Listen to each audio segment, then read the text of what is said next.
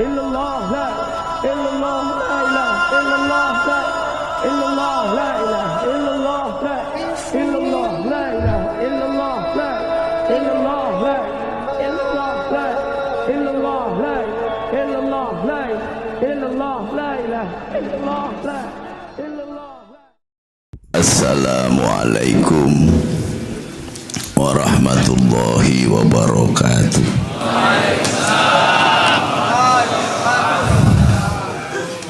Bismillah.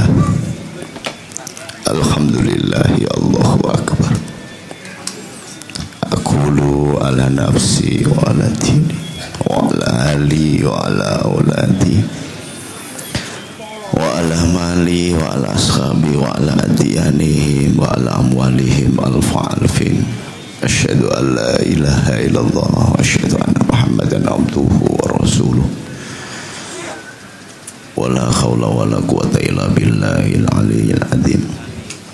Wa ba'du. Allahumma sholli ala sayyidina Muhammad wa ala ali sayyidina Muhammad kama shallaita ala sayyidina Ibrahim wa ala ali sayyidina Ibrahim wa barik ala sayyidina Muhammad wa ala ali sayyidina Muhammad kama barakta ala sayyidina Ibrahim wa ala ali sayyidina Ibrahim fil alamina innaka hamidum majid. Qala Allah Ta'ala Bismillahirrahmanirrahim. Yarfa'illahu alladhina amanu minkum waladhina utul ilma darajah. Wa qala ta'ala summa ja'alnakum khulaifa fil ardi nadhira kaifa ta'malun. Wa qala Nabi sallallahu alaihi wasallam afdhalul jihad kalimatul haqqin inda sultanin jair. Sadaqallah wa sadaqa rasul. Para alim, wabil khusus saudara muda saya tapi ilmunya tua, jadi saya di belakang mendengarkan betapa sebenarnya saya menghadapi samudra yang ilmunya luasnya luar biasa. Maka kebahagiaan bagi saya bisa ketemu dengan santri-santri yang luar biasa juga. Seandainya tidak ada warid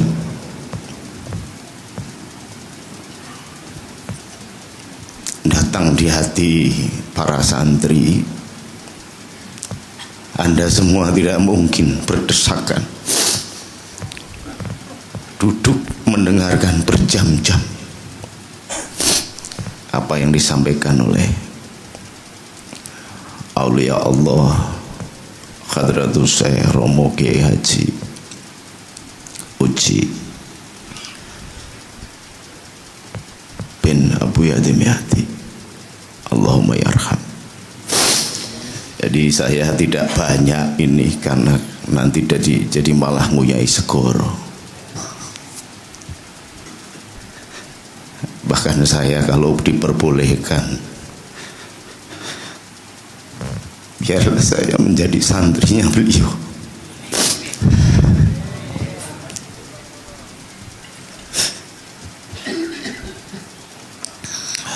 Masya Allah.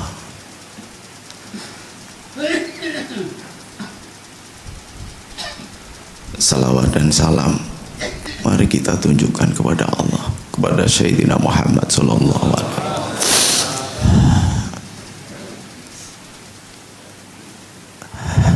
Wala tahsabanna alladziina qutilu fisabilillah amwatan bal ahya inda rabbihim yurzaqun. Jadi saya berdiri begini jadi teringat dengan sahabat saya yang sahabatnya Kiai Uji, Kiai Abdurrahman Wahid, yang tadi sudah digambarkan tidak hanya berdakwah di kalangan kaum muslim, tetapi juga berdakwah di kalangan orang-orang yang belum muslim. Hanya saya lebih berpandangan positif bahwa semua agama itu adalah Islam. Maka kalimat yang diturunkan Allah kepada kita lewat 319.000 nabi yang terakhir kepada Rasulullah Muhammad SAW adalah la ilaha illallah, la maujuda illallah. Maka kalau la maujuda illallah, tidak ada yang maujud kecuali Allah, dan kita sudah dianggap sebagai khalifahnya Allah, maka jihad yang paling jihad adalah kalimatul haqqin inda sultanin jair. Kita harus berani memperingatkan para pemimpin negeri tercinta Indonesia ini. Tetapi yang lebih berani lagi adalah kita memperingatkan diri kita. Karena apa? Dari pengalaman ketika Nabiullah Ibrahim memiliki 2 istri, yang kolot mah gelis banget,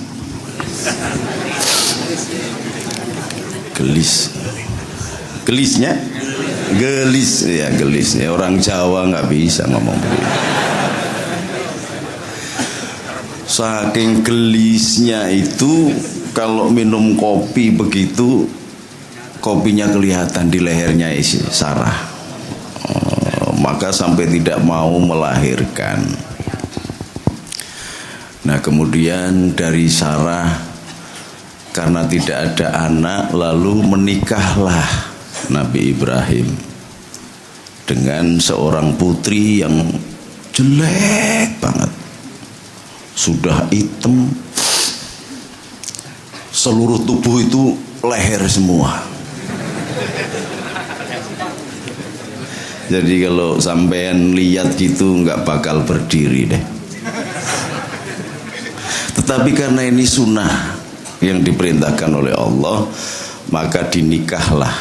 Nah, ketika kemudian saya diundang ceramah di Bibilka, Sekolah Tinggi Ilmu Kitab Suci, kalangan Katolik, saya bilang, "Mbok, jangan dikatakan bahwa Hajar itu adalah gundik." Jadi ditafsiri Siti Hajar itu adalah gundik. Siti itu adalah singkatan dari Sayyidatina. Karena apa? Karena di setiap gereja tulisannya bermula dari berkat Ibrahim. Nah, kalau orang bapaknya orang beriman seluruh dunia kok nyimpen gundik, apa benar gitu. Nah, jadi saya nerobos ke calon pastor-pastor dan saya jelaskan bahwa tafsir kitab Anda ini berbau cemburu karena Sarah, cemburu kepada Hajar karena Siti Hajar lebih dulu punya anak namanya Samuel atau Ismail. Maka sampai dikatakan Hajar, Siti Hajar ini adalah gundik. Nah, kalau gundik, orang bisa nyimpen gundik. Gundik itu lebih parah daripada pelacur. Apa namanya? Cabean.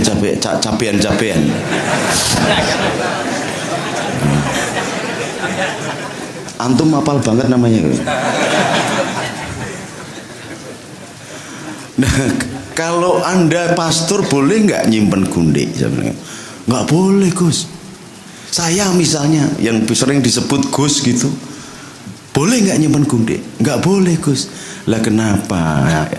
Bapaknya orang beriman seluruh dunia dikatakan menyimpan gundik. Padahal kenapa kitab suci Anda sampai tafsirkan bahwa kecemburuan yang terakumulasi oleh Sarah kepada Hajar ini sampean kemukakan sekarang? Wong sampean juga bukan orang Tunis. Jarak Anda dengan kita sudah sekian ribu tahun.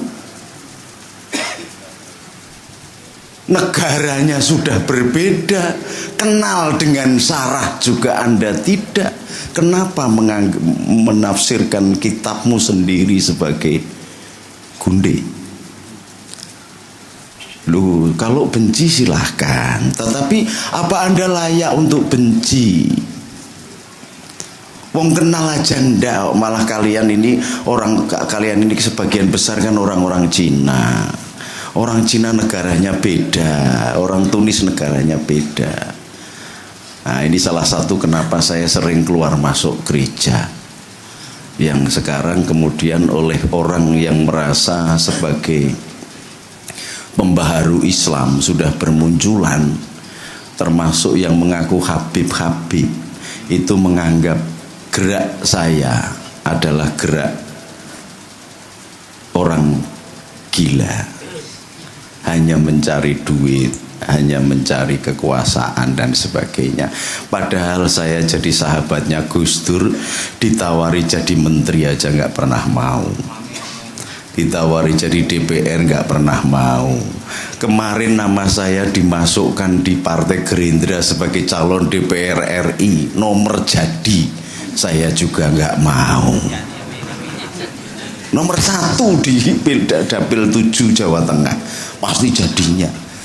Saya juga nggak mau. Karena apa?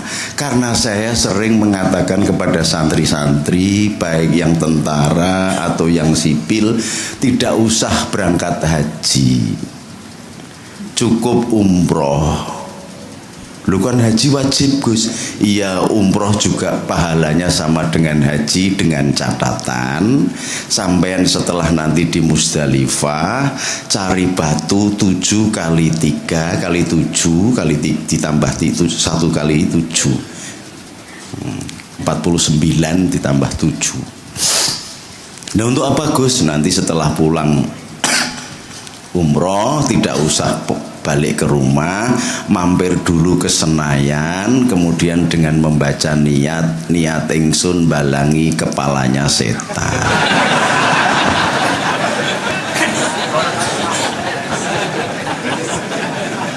Loh,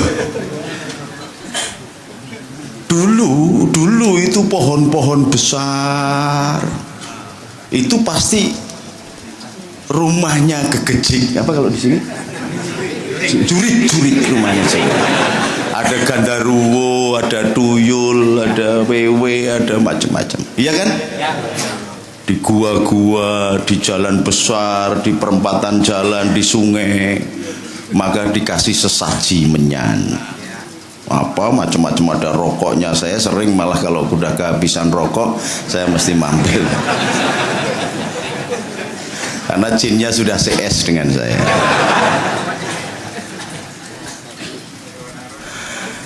Tetapi sudah dikasih sesaji begitu, jinnya keluar apa enggak? Enggak keluar.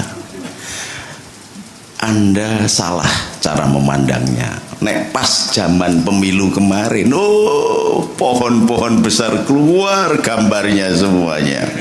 Cobloslah aku. Jadi ketika sampai nyoblos mereka dan jadi karena rumahnya tinggalnya sama dengan rumahnya jurik, berarti yang sampai coblos adalah jurik. Jadi berangkatnya umroh saja lebih murah, tapi pahalanya haji dengan catatan lempar jamarotnya gedung DPR. Allahumma sholli ala Muhammad. Dari Siti Hajar ini kemudian lahirlah Nabiullah Ismail yang luar biasa, yang selawatnya kita baca tadi. Saya mengambil ijazah dari Kiai Uci tapi tanpa meminta.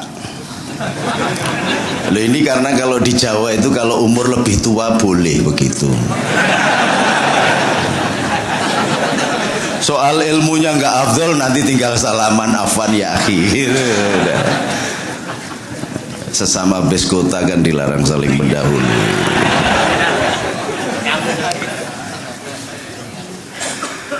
Kemudian lahirlah Imamul Anbiya wal Mursalin, Rasulullah Muhammad sallallahu alaihi wasallam. Kapan diangkat jadi imamnya? Ketika diangkat jadi imam itu ketika turun subhanalladzi asra bi abdihi lailam minal masjidil haram ilal masjidil aqsa alladzi barakna haulahu linuriyahu min ayatina innahu huwas samiul basir. Jadi Rasulullah itu melewati lorong waktu mulai nol waktu. Ini rahasianya wala tahsabanna alladziina qutilu fisabilillah amwatan bal ahya inda rabbihim yurzaqun. Maka kalau orang sudah faham ayat ini, pasti dia akan melaksanakan afdhalul jihad kalimatul haqqin inda sultanin jair. Tidak urusan itu setan atau jenderalnya setan atau jenderal biasa atau menteri atau presiden atau pejabat, salah. Ada keberanian untuk menegakkan kebenaran itu. Nah, celakanya di Indonesia seperti yang dikatakan oleh Kiai Uci tadi, rusaknya berlebihan. Biasanya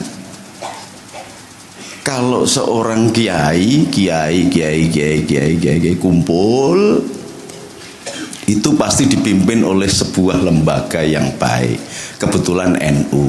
Lah ini setelah kemerdekaan itu Hadratus Syekh Hasyim Asy'ari berpesan kepada Kiai Wahid Hasyim untuk membuat departemen agama supaya negeri ini tidak negeri kapitalis, supaya kita tidak kebablasan hubud dunia wayan saunal akhirah. Tapi departemen agama yang ada di Indonesia, sedunia nggak ada departemen agama. 2 menterinya penghuni penjara. Yang satu bergelar Habib Al-Munawar, yang satu Surya Dharma. Surya itu srengenge matahari, Dharma itu amal, Ali berani.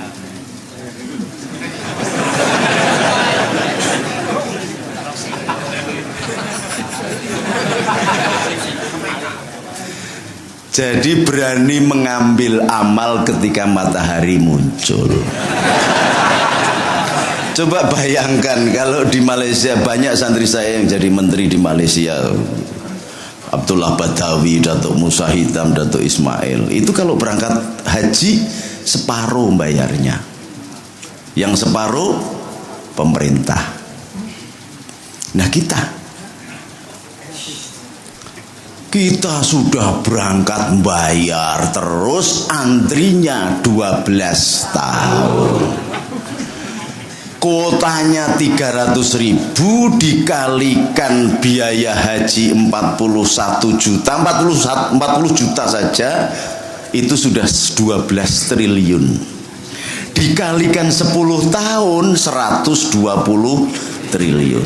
Disimpan di bank, muncul bunganya 0,5% sebulan. Setahun sama dengan 6%, sudah dibikin 5% sajalah. 5%.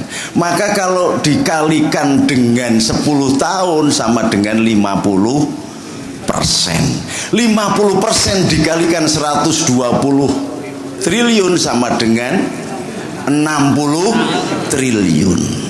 Ada nggak pesantren yang dibantu oleh Departemen Agama? Duitnya kemana?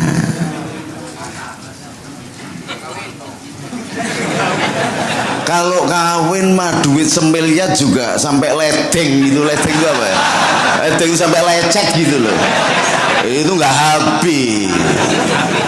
Nggak habis. Ini mental Surokoh yang dulu pernah mau membunuh Rasulullah, ternyata nasabnya banyak yang lahir di Jakarta. Jadi Surya Dharma Ali bin Surokoh.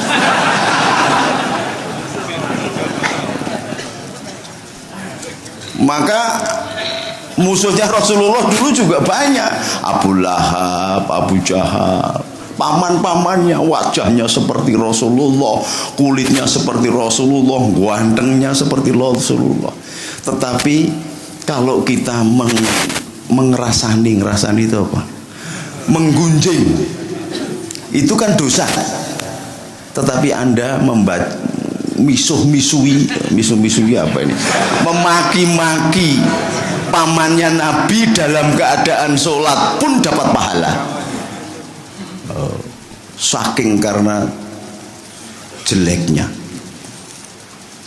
Lu apa boleh sholat kok sambil maki-maki? Boleh. Tabat yada abi lahabi wa tab ma aghna anhu maluhu wa ma sayasla naran data lahabi wa imra'atu khammalatal khatab fi zidiha.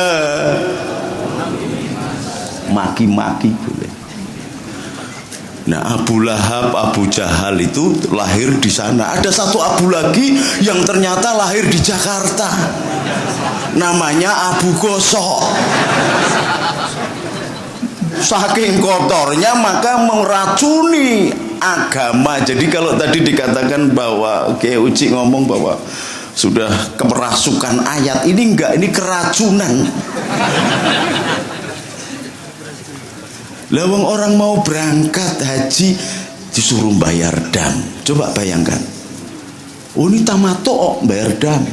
Lu kan sudah diambilin di situ. Ya diambilkan dari simpanannya yang 12 tahun itu kan cukup, lebih-lebih. Sudah gitu pernah ada yang berangkat haji belum? Segini banyaknya ini. Ada belum? Masya Allah, miskin sekali. Tetapi justru yang miskin itu malah sregep ngaji begini. Kalau ente sudah jadi pejabat, sugih, kaya, oh lupa. Pasti nggak pernah ngaji. Itu pasti.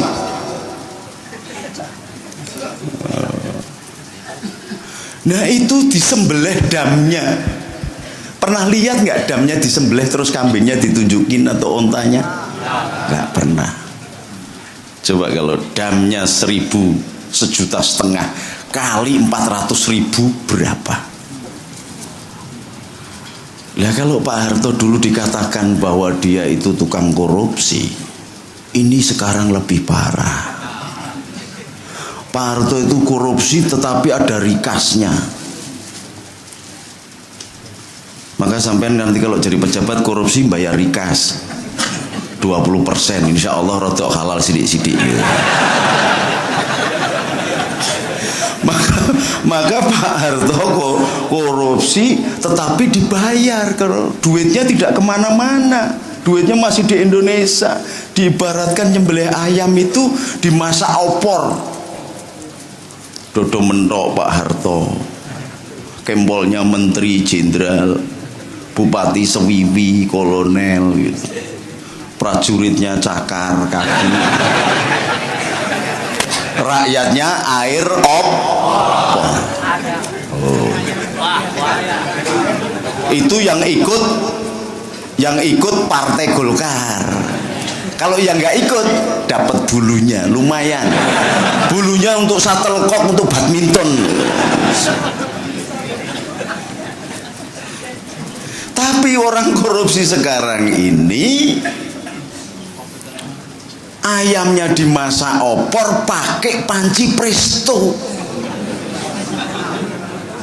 Tulang belulangnya yang bagian kucing sama anjing pun dimakan semua. Ya keloloten. Keloloten tahu nggak? Selak di tenggorokan. Karena sering makan barang haram gitu, hatta dia ilmuwan yang sesungguhnya Allah akan mengangkat derajatnya. Yarfa'illahu ladina amanu minkum waladina utul ilma darajah. Ilmuwan luar biasa, tetapi karena makan orang harta yang kayak begitu, akhirnya jadi goblok. Coba bayangkan, Pak Surya Dharma Ali, Anda itu salah berbuat, kok dituduhan oleh KPK itu, saya nggak ngerti salah saya apa. Jadi kita goblok banget ini.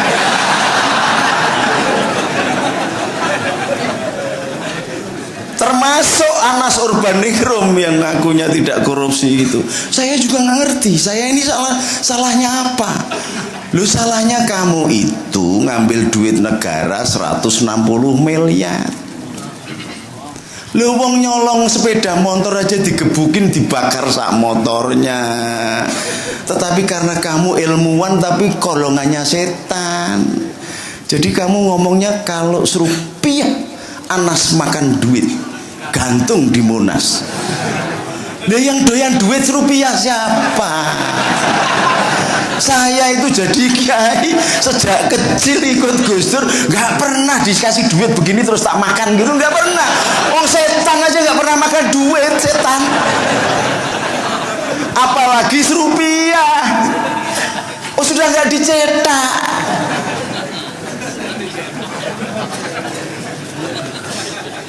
Maka ketika masih ada Kiai Uji dan aulia-aulia yang tidak tersentuh oleh partai, tersentuh oleh kekuasaan, tetapi tetap menyelamatkan umat, belum bakal kiamat, belum bakal kiamat. Udah saya diamini sudah gitu. Wong itu janjinya Allah, janjinya Allah.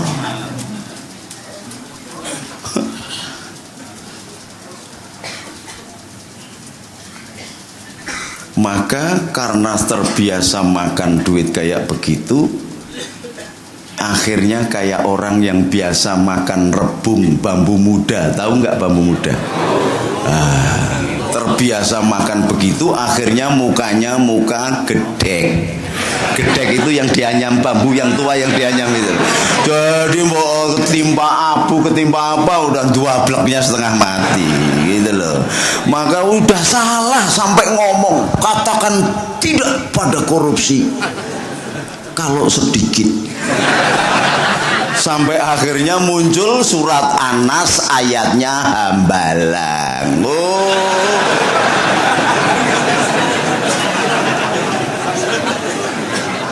Muncul suratnya Al-Baqarah ayatnya Ayu Azhari plus 20 juta karena teteknya gede.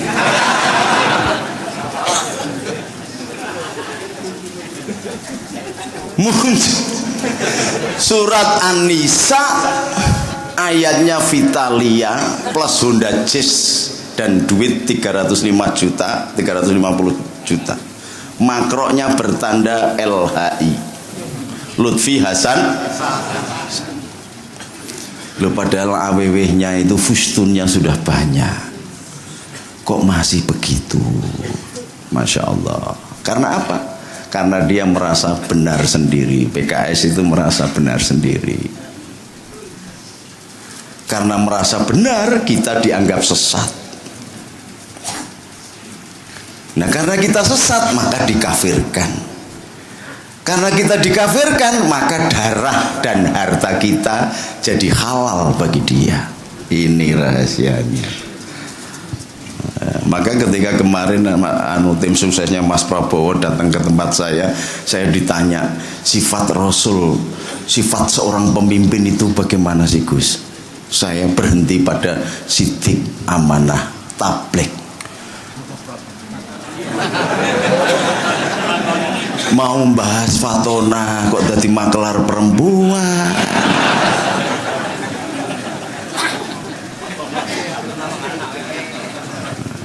Ini Rasulullah melewati relung waktu mulai Nabi Adam sampai Nabi Isa, maka bisa ketemu. Dan ketika dia mau mi'raj, mengimami sholat dulu dalam rangkaian satu waktu dipadatkan oleh Allah. Ini rahasianya kenapa bisa terjadi Isra wal Mi'raj. Karena apa? Karena kecepatannya adalah kecepatan cahaya. Allah merangkumkan dalam satu waktu kumparan. Maka Rasulullah bisa ngimami para Rasul dan Nabi dalam keadaan hidup. Sama dengan jenengan ketika Allahu Akbar. ketika mengangkat tangan ini Anda membentuk huruf alif dan lam atau lillah, maka harus lillah, fokusnya la maujuda ilallah. Jangan Allahu Akbar, kiai kok rambutnya gondrong. Lu wong gondrong-gondrongnya saya sendiri loh, sampean ini kenapa Mbak?